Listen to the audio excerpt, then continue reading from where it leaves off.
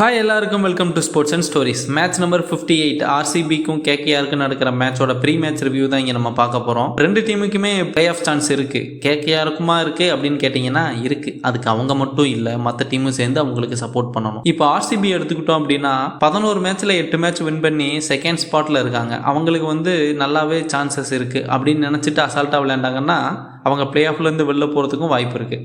அவங்களுக்கு கண்டிப்பாக ஒரு மேட்ச் வின் பண்ணி ஆகணும் 3 மேட்ச்சில்.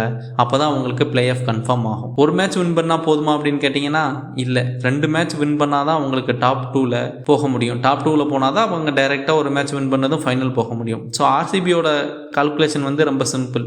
3ல் 2 வின் பண்ணணும். வின் பண்ணால் டாப் 2. அவங்க எப்படியும் டாப் 2க்கு தான் எய்ம் பண்ணணும்.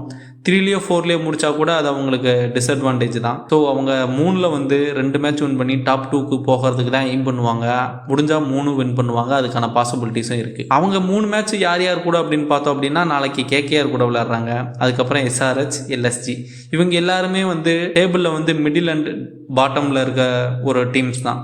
இதில் 3மே வின் பண்ணுறதுக்கும் ஆர்சிபிக்கு நல்ல சான்சஸ் இருக்குது. அது வின் பண்ணி டாப் 2 போகிறதுக்கு தான் அவங்க எய்ம் பண்ணுவாங்க. இப்போ அதே கேகேஆருக்கு வந்தோம் அப்படின்னா ஒரு சாம்பியன்ஸாக ஸ்டார்ட் பண்ணவங்க அவங்களுக்கு இந்த சீசன் நல்லா போகலை. 11 பாயிண்டில் 6th பிளேஸில் இருக்காங்க. அவங்களுக்கு டாப் 2 போகிறதுக்குலாம் அவங்களுக்கு வாய்ப்பே கிடையாது. தேர்டுக்கும் அவங்களுக்கு வாய்ப்பு கிடையாது. ஒரே ஒரு சான்ஸு 4th டீமாக அவங்க உள்ளே போகிறதுக்கு ஒரு வாய்ப்பு இருக்குது. அது எப்படி அப்படின்னு கேட்டோம் அப்படின்னா இருக்கக்கூடிய 2 மேட்சுமே நல்ல ரன் ரேட்டில் அவங்க வின் பண்ணணும். அது ஃபஸ்ட்டு கிரைட்டீரியா. அதுக்கப்புறம் என்ன பண்ணணும் அப்படின்னா நாளைக்கு டபுள் ஹெட்டரில் ஆர்ஆருக்கும் பஞ்சாபுக்கும் நடக்குது. அதுக்கப்புறம் டிசிக்கும் ஜிடிக்கும் நடக்குது. நாளைக்கு கேகேஆர் வின் பண்ணணும். அதுக்கடுத்து நடக்கிற மேட்ச்சில் ஆர்ஆரும் ஜிடியும் வின் பண்ணணும். இது ஒரு பாசிபிலிட்டிஸ். இதெல்லாம் நடக்கணும். இது நிறைய பாசிபிலிட்டிஸ் இருக்குது. ஒன்றொன்னா நம்ம பார்ப்போம். கேகேஆர் 15 பாயிண்டில் 4th பிளேஸ் வர்றதுக்கு ஒரு சின்ன கால்குலேஷன் அப்படின்னா டிசி ஒரே ஒரு மேட்ச் மட்டும் வின் பண்ணணும் எம்ஐ கூட.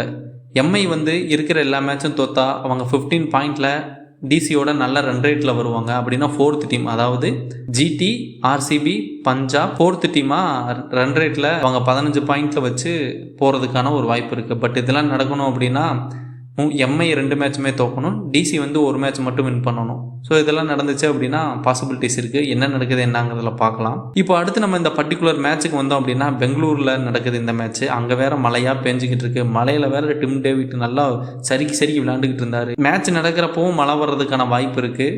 நல்ல இடி மின்னலோட மழை வர்றதுக்கு வாய்ப்பு இருக்குது அப்படின்லாம் வெதர் ப்ரெடிக்ஷன் சொல்லியிருக்காங்க. 11s எல்லாம் பார்த்தோம் அப்படின்னா ஜாஸ் ஹேசல்வுட் இன்னும் ஆஸ்திரேலியாவில் தான் இருக்கார்.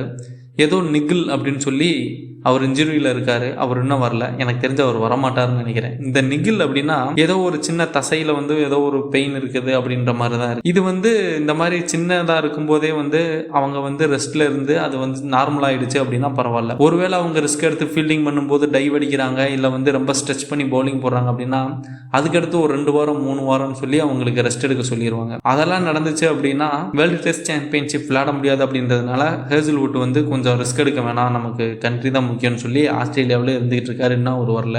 ஸோ இங்கிட்டி தான் விளையாடணும். அங்கே பார்த்தோம் அப்படின்னா கேகேஆருக்கு ரஹானே கேப்டன்சியில் இந்த மேட்ச் எப்படி ஆடுவாங்க, என்ன 11 அப்படிங்கிறதெல்லாம் நாளைக்கு மேட்ச் பார்ப்போம். மேட்ச் பார்த்து முடிச்சுட்டு யாருக்கு எப்படி இருக்குது, எப்படி போச்சு மேட்ச் அப்படிங்கிறதெல்லாம் நாளைக்கு மறுபடியும் பேசுவோம். டாடா, பை பை.